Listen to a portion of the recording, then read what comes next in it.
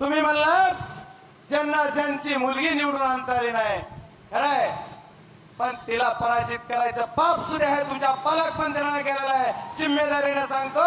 आणि दादा, आमचं जाऊ द्या, आम्ही खूप छोटे कार्यकर्ते, आम्ही खूप छोटे आहोत. तुम्ही महाराष्ट्राचे नेते आदरणीय साहेबांनी करून ठेवलं, त्या साहेबाला तुम्ही सोडलं. आता तुम्ही म्हणतात आम्ही तुम्हाला सोडलं. आम्ही साहेबाबरोबरच होतो आणि साहेबाबरोबरच राहणार आहे. आणि तुम्ही म्हणता मला मुलगी निवडून आणता येत नाही.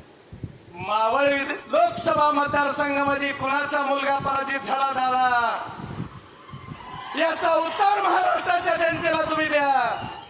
तुम्हालाही तुमचा मुलगा निवडून आणता आला नाही, आणि ज्यांनी सांगितलं तुमच्या कानात हे, त्यांना सुद्धा त्यांचे वडील निवडून आणता आले नाही 64 जिल्हा परिषद गटामध्ये. अरे तुम्ही कशाला आमचं माफ करता? तुमचं माफ